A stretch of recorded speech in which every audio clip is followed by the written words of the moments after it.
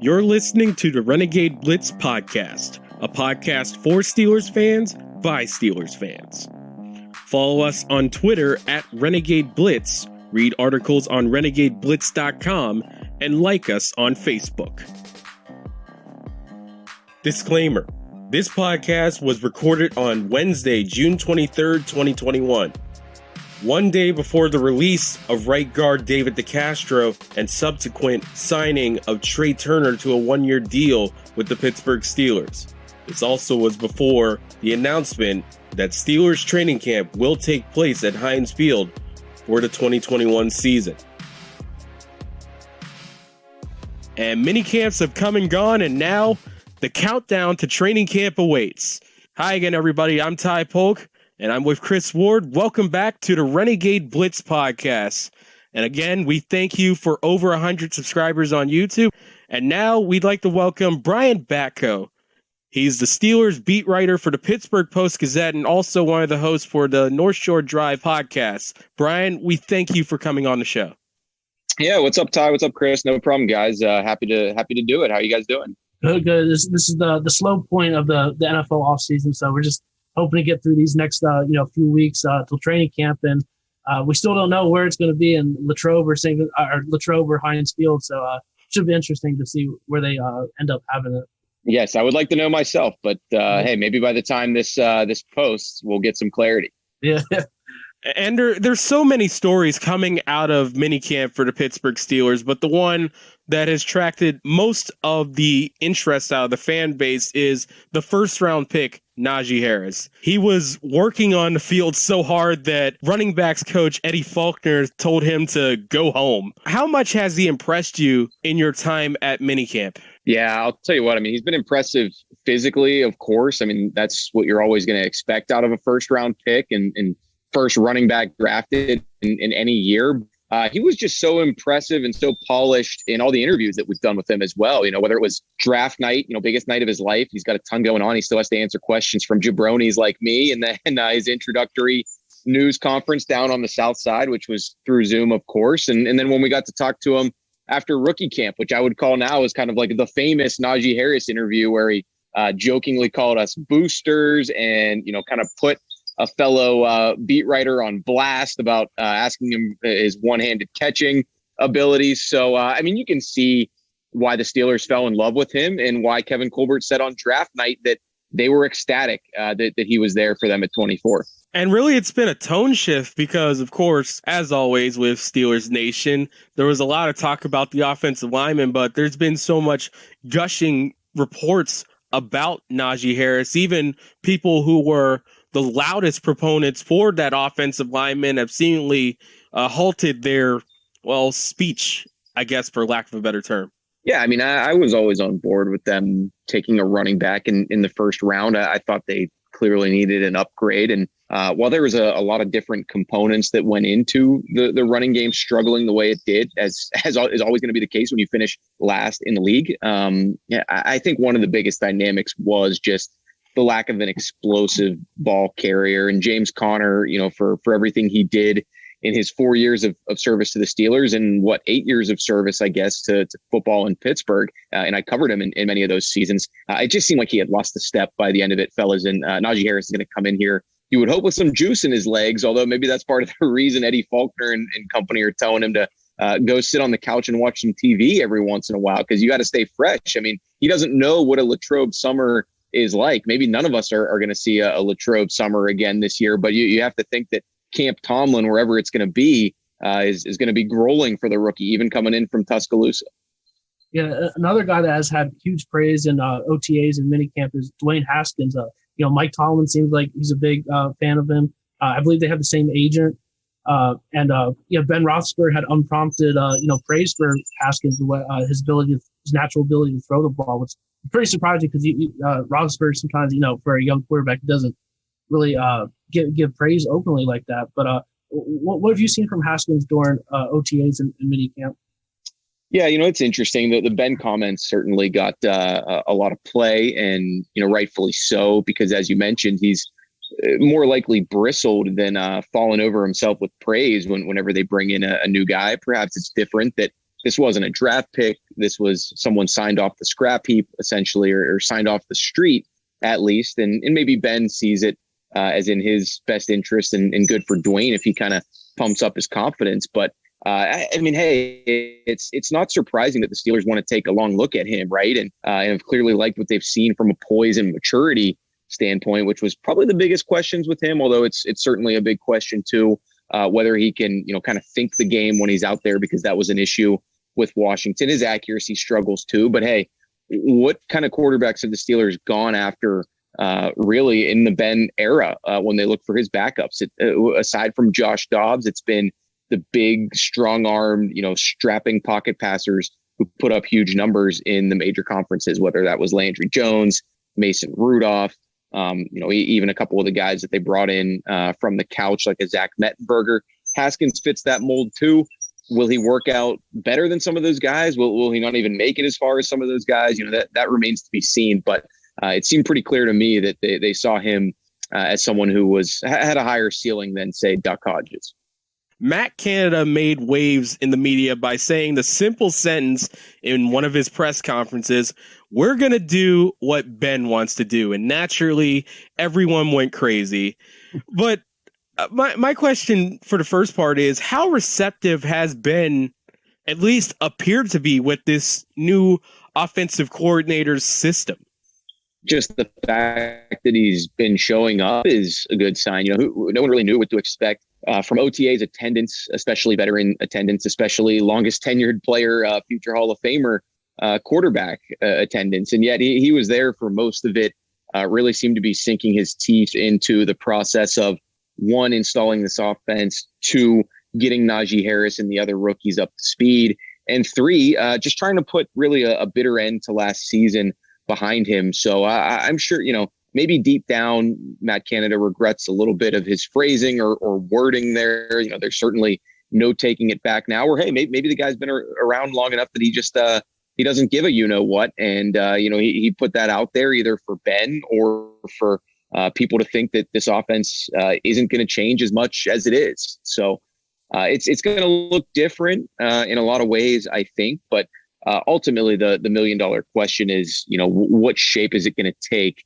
once it gets into crunch time, 2-minute drill, that sort of thing, and who's going to be calling the shots. There's one thing to have a slight worry, I guess, with Canada. If you remember the season before LSU went off to that magical run with Joe Burrow, there was a little bit of turbulence, for lack of a better word, with Ed Orgeron and Matt Canada. People forget that he had that job just after the business he did at Pitt.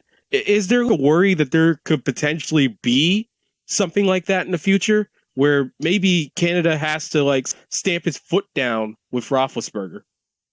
Yeah, I mean, that's why I wrote a pretty lengthy feature about that, I guess a week ago or 2 weeks ago now, about, just there are a lot of dynamics at play there. Canada's been around a lot. He's kind of been a job hopper, for better or worse. Sometimes he's been climbing the ladder. Other times it's been, the situation that you referenced at LSU, where Ed Orgeron really regretted bringing him in and was open about calling it a mistake. And those two sides parted ways after just one season. And now it's, not only do you have those kind of whispers about Canada maybe being a little bit stubborn, a little bit hard-headed. That was all at the college level too. And now he's bumping up to the pros where Ben is extremely entrenched. Yes, maybe the Steelers have told him some of what you've been used to is going to have to change or look different here. And they did have a year of working together, and everybody that I've talked to about it says they think those two will get along swimmingly. But you don't really know how that's going to work out until push comes to shove. And, hey, are the Steelers going to blow everybody out of the water and go 17-0? Probably not, which means there's going to be adversity. There's going to be some turbulent situations, and quarterback and OC need to be on the same page when you get down to that. Another huge question mark heading into the 2021 season is offensive line, especially left tackle with Chusa Okorafor. So some people are worried about, because Pro Football Focus, he didn't grade too well at right tackle last year. And, Clem talked about, Adrian Clem, the offensive line coach, talked about last week about him wanting him to be more aggressive. And that's really been the theme for what all the players have been saying about Clem, is that he wants to bring this ultra violence philosophy to the offensive line. And Do you think they could do that this year? I mean, it's kind of hard to say. There hasn't even been pads on lately, but I mean, this has kind of been the whole OTAs and mini camp talk that they're going to be more physical up front. Yeah, I mean, that's the toughest position to really gauge this early in the season is offensive line because of what you mentioned there. We haven't gotten to see them really hitting anybody. And, the only way that they can kind of stand out is if in 7 or 11 on 11 or something with no pads, they let someone speed rush right by them. There's not a whole lot good that you can do in shorts if you're an O lineman. So, I mean, the jury is very much out on that. There's no way around this being an unproven group. I mean, David DeCastro aside, and I don't even think he was really all that great last season. Maybe he was playing hurt. Maybe he still is hurt. Who knows? We'll cross that bridge when we get to it. But Adrian Clem has a lot on his plate.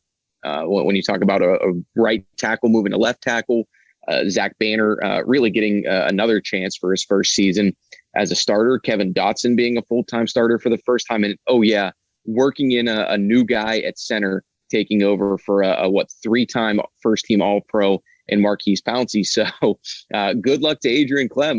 We go back to the hiring process where there are other O-line coach candidates who looked at all of that on paper and said, thanks, but no thanks. I'm going to take another opportunity. Maybe Clem himself has a chip on his shoulder from a coaching standpoint. That whole unit needs to have that motivation, but motivation doesn't always equal production, so that they're going to have to get it done on the field, obviously. One thing about that offensive line, and I think people don't realize, you talked about that center. Kendrick Green is still unsigned as a rookie. Is there any words about what's going on there? No, I think that's just, every once in a while a rookie deal takes longer to get done. Maybe his agent is busy with some other guys, or maybe there's just, one little hang up or something in the contract. I don't think that's a worry at all. I mean, just looking at Twitter every day, the NFL headlines, there's still rookies from various rounds inking their deals pretty much every day. So I think that's a matter of when and not if for Kendrick Green. Talk about this. We mentioned DeCastro a little bit earlier in the offensive line talk, but the Steelers have been connected to Trey Turner, a 5-time Pro Bowler since being drafted in 2014. Turner plays right guard, DeCastro's spot. So it obviously raises a lot of eyebrows towards the entire situation. You mentioned DeCastro's subpar play last season.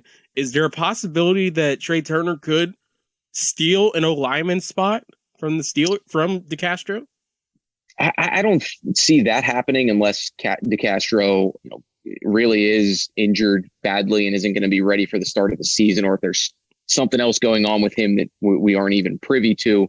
I just don't think they would pull him from the starting lineup short of a situation like that. But I'm not entirely sure what to make of the Trey Turner news. It's probably as simple as, they're doing their due diligence on a guy kicking the tires of a veteran who is still on the market. I mean, I'll remind people, they brought Carl Joseph, former first-round safety, in for a visit a couple months ago, and that there was nothing imminent coming from that. They ultimately didn't sign him, and he signed back with the Raiders, I believe. So sometimes these things pan out. More often than not, they don't, and it's just a good fodder for us to write and talk about in the meantime. Yeah, there's been a lot of speculation about DeCastro, because he dealt with a knee injury and I think was an upper body injury last year.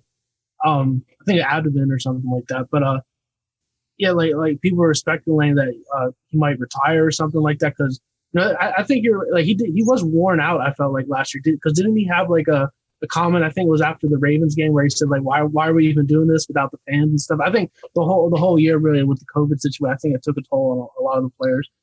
Not to mention that, but Al Villanueva, who's his best friend on the team, is not only is he gone, but he's off to a division rival. Matt Filer and Marquise Pouncey gone from that group as well. So those are going to be interesting questions as we get into camp for DeCastro, if we hear from him, and also for Ben. What's it going to be like working with all these new faces, guys in new places, a rookie or two line, and even more among your skill players. The winds of change have blown through the UPMC Rooney Sports Complex, and it's got to be at least a little weird for the stalwarts like Ben and DeCastro. And the strongest position of depth for the Steelers, of course, it's the receiving room. Mike Florio said in an article that Chase Claypool will take a big leap in 2021. It's a very bold statement, though it's not because, of course, Claypool can back it up on the field. It's just that there's so many cooks in that receiving room and how they want to be played in the example for Juju Smith-Schuster.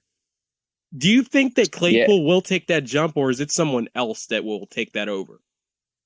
I think if anybody's going to take the jump, it's going to be him, put it that way, because, James Washington 2 years ago with Ben out, he led the team in receiving yards. Juju was banged up that year too. Deontay Johnson was a rookie. So that may have been his pinnacle as a Steelers receiver. He can still be useful, but it's hard to imagine him, taking a statistical leap, barring an injury to someone else. Deontay Johnson, all he did last year was lead the team in targets and ranked in, I think, 7th or 8th in the league. So it's hard to imagine more balls coming his way, especially if they're going to run the ball more often with Najee Harris in the mix. And as far as Juju goes, I mean, he certainly wants that. I think he needs to produce more if he wants to cash in on what he thinks he deserves on the free agent market. But it was hard for me, guys, to watch last year's games and not see Claypool as the most talented receiver in this bunch. I mean, you can argue who's the number one because Johnson's got the targets, Juju's got the experience,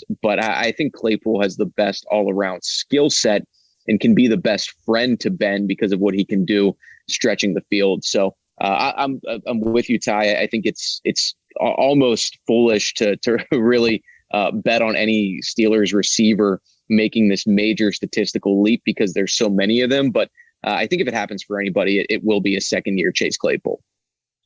And speaking about the receivers, Johnson, he said last week that he's been training with catching tennis balls this offseason, like a smaller object to help his focus. And that was really the big issue last year because a lot of his drops were like within 5 yards of the line of scrimmage. It looked like he was just, looking to run before he hauling in the catch.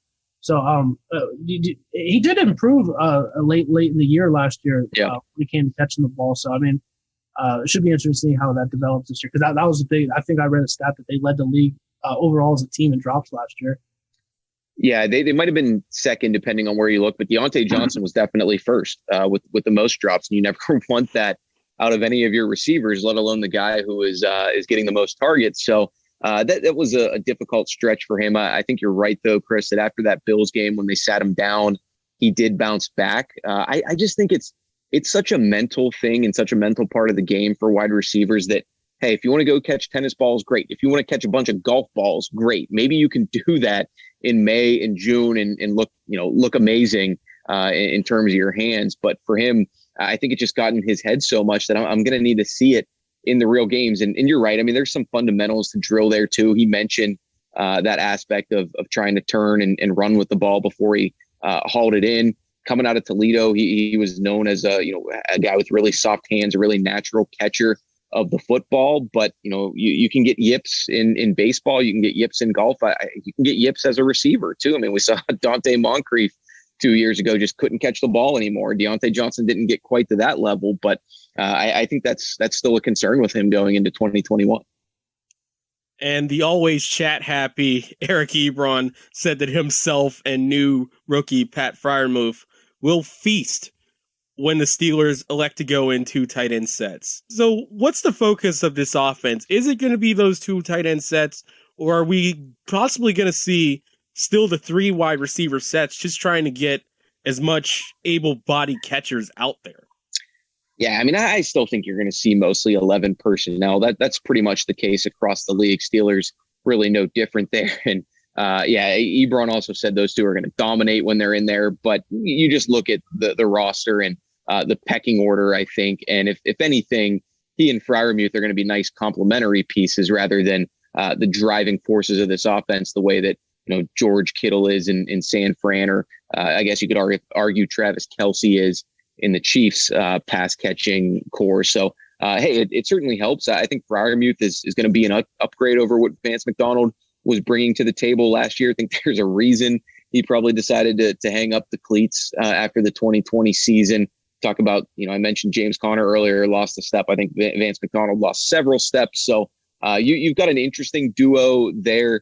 Ebron, like Deontay Johnson, needs to do a better job of the most critical part of the role of a tight end. And that's catching the ball when it comes to you. And also for him specifically, that is blocking, which we know he's not always a fan of, or at least not always very good at. So I don't think that there's going to be a scenario in which those two are like the best tight end tandem in the league or anything like that. But it does give the Steelers options for when they want to go to that 12 personnel.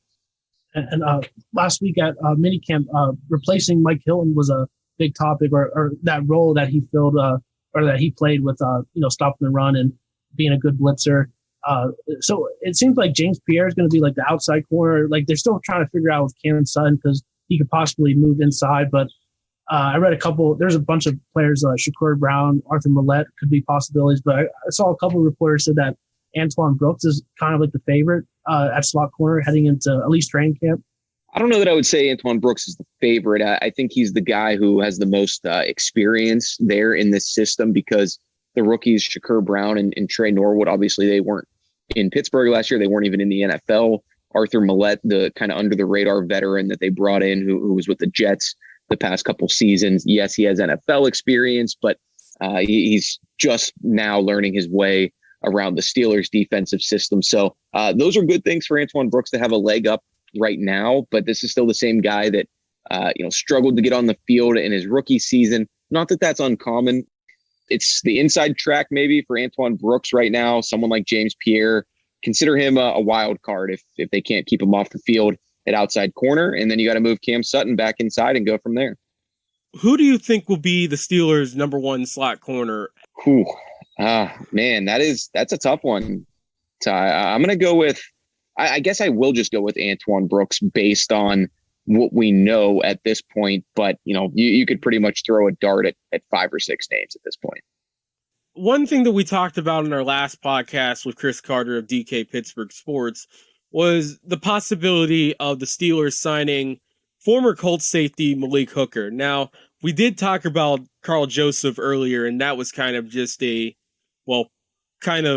smoke and mirrors by the media a little bit, as he did end up going to Vegas. So the possibility of this, at least from what Chris told us, was that maybe it shifts around and allows Terrell Edmunds to play a box safety look more. He's not necessarily the slot corner, but he's playing more up in the box, as they'll have Hooker playing deep safety alongside Minkah Fitzpatrick. What's your thoughts on the possibility of this signing if it happens?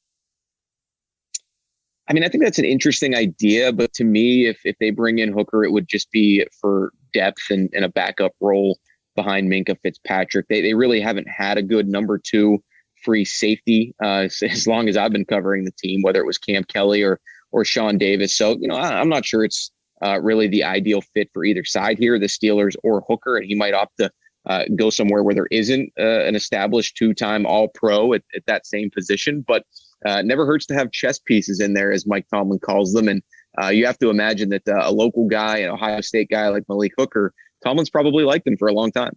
Well, last week, Keith Butler kind of was very candid about the outside linebacker position, saying that they really need a number 3 guy because behind Alex Highsmith and TJ Watt is Quincy Roche and Cassius Marsh, I guess. Do you see them getting a guy in free agency, or getting a veteran guy prior to training camp, or maybe the regular season, or do you think they want to see what they have at first in training camp?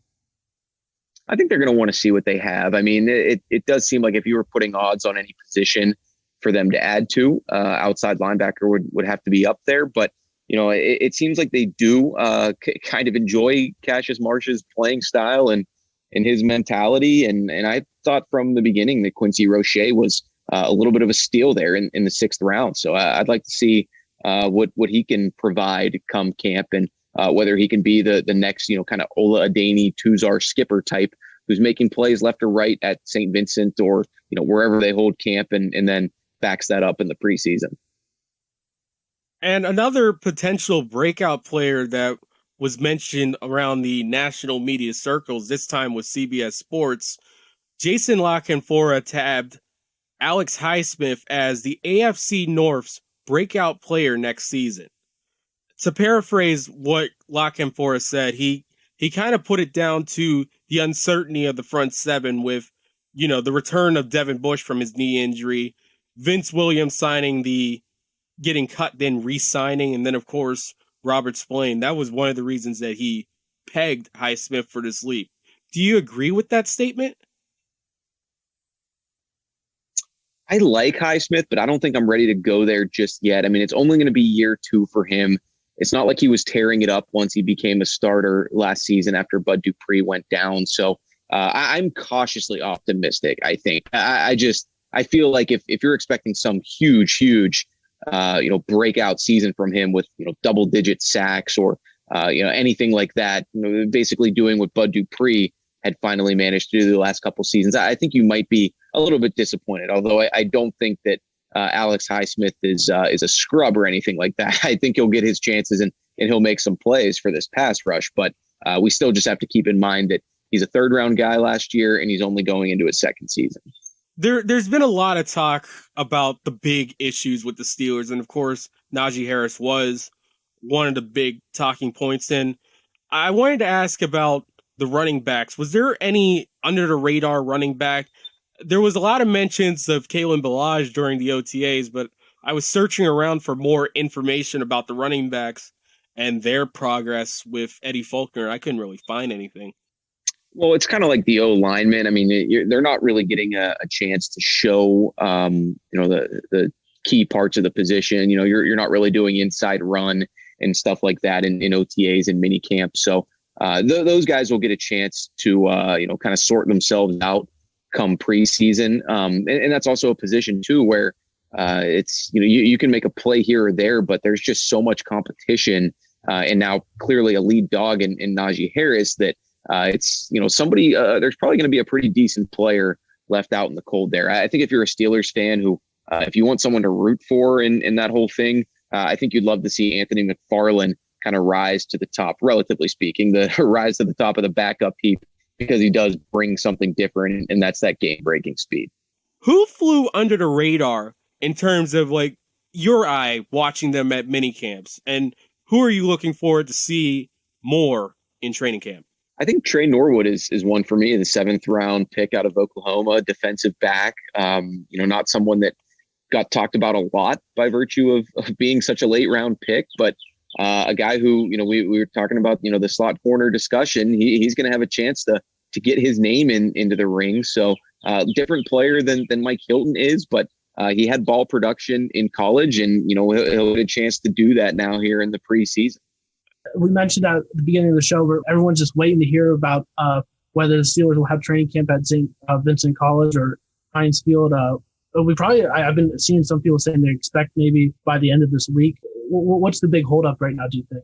I don't know. I mean, your guess is as good as mine as far as how this is going to end up. But you'd think that as other teams are finalizing their plans, that the Steelers would have been one of the first to do so, because they've got the first game. They're going to be one of the first teams to report because of the whole Hall of Fame shebang. So I think we're going to find out soon here. But I've been thinking that for about a week, kind of like Mike Tomlin said. So I guess just, as he puts it all the time, stay tuned. And what was it like covering the Steelers, via Zoom this year and still through mini camp? And do you think, as the pandemic has gotten better, do you think the media will have in-person interviews here soon? Man, I really hope so. It's in some ways it's an easier way to do the job. In other ways, Zoom's an easier way because you don't even really have to leave your house most of the time to do those interviews. But for me personally, the kind of reporting that I want to do, more of the feature type stories or gathering kind of quotes and comments from various players, not just the stars. You need that opportunity to work the locker room, go around, get to know people. I'm only in my 3rd season covering the team, so I'm trying to build some relationships with these players. And while I don't hate the Zoom part of it, I am ready for it to be over so that we can get back to some sense of normalcy in that regard. And talking about everything with the Zoom things, you had one of the great features, even despite it through the pandemic, with that Chase Claypool story, which really, when you think about the entire situation, you can't even go anywhere else, let alone Canada. Just talk about the process in that story, because it was really an intriguing piece that happened right after arguably the biggest game of his career so far. Thanks, man. Yeah, he was an obvious guy to write about after the 4-touchdown game against, what was it, the Eagles. So, yeah, I mean, if in a normal world, if we'd never known what COVID-19 was, maybe you try to make it out there to either to South Bend to talk to some Notre Dame people about him, or even over there to Western Canada and track down his family. But had to do it through social media, through some family friends. And they were, on cloud nine, of course, living the dream, following Chase, breaking out in the NFL. So those are the stories that you really love to tell. And it's tough to do that in the era of Zooms. And that's why, as everybody in this profession has been saying, we hope we can get the access back to the way it was before, because I think it's better for us and it's better for the readers for sure. And then our last question is just, what are your favorite memories from training camps that you covered in the past? Man, I just tweeted about this one the other night. It's actually kind of an NBA sort of storyline 2 years ago when camp at St. Vincent. I saw a lanky looking dude there watching the team practice, and I went up to him and I said, "You look really familiar. Why do I know you?" And he said, "I play in the NBA. My name's Campin." And I was like, "Okay, I'm not the biggest NBA fan, but I'm a big college basketball fan, and I like when draft time comes around." So of course I knew his name, remembered a little bit about him, wasn't really sure where he was playing at that point in time. I think he might have been out of the league. But then all of a sudden last night, if you watched any of Suns Clippers game 2, he was out there playing in place of Chris Paul and absolutely killing it for Phoenix. So just a really random encounter. And it's kind of a microcosm of, you never know who you might stumble into up there at training camp. If you're a basketball nerd like me, Campin is someone cool to see. But there's celebrities from many walks of life who make their way over to Rooney Field there at St. Vincent College. A lot of Pittsburgh flavor for the Suns, of also Cam Johnson, who did play for Pittsburgh. That's right. That was a great night of basketball if you're Steve Benko and Phoenix Suns fan. Okay, so yeah, that was a fun one to watch.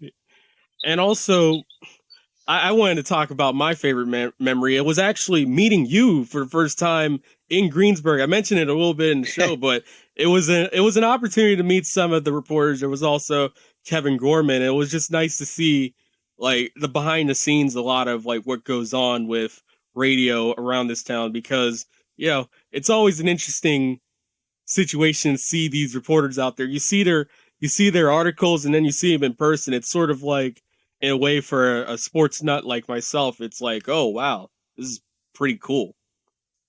Yeah, it's a fun job. It's got its dull days and its long days and its headaches like any other gig. But as someone who grew up in Pittsburgh, of course, following the Steelers, Pitt football, the Pirates, it's great working at the Post-Gazette, and I've gotten the chance to cover a lot of different teams, a lot of great players, a lot of great games, and looking forward to more of it now. And you can only hope that 2020 was an anomaly, and in 2021 going forward, we'll bring a lot more great memories. And that's Brian Batko, Steelers beat writer for the Pittsburgh Post-Gazette and also one of the hosts of the North Shore Drive. Brian, thanks so much for taking your time for this interview. My pleasure, guys. Have a good one. And with us on the Renegade Blitz, we will be taking a little bit of a hiatus to get ready for wall-to-wall coverage of training camp, from the Hall of Fame game all the way to hopefully the Super Bowl in February 2022. So get strapped in for Steelers football, and that's all for us. For Chris Ward, I'm Ty Polk. Thank you for tuning in to the Renegade Blitz. Thank you for listening to the Renegade Blitz podcast. Follow us on Twitter at Renegade Blitz, read articles on renegadeblitz.com, and like us on Facebook. Our podcast is available on Google Podcasts, Apple Podcasts, TuneIn, Stitcher, YouTube, iHeart, and Spotify.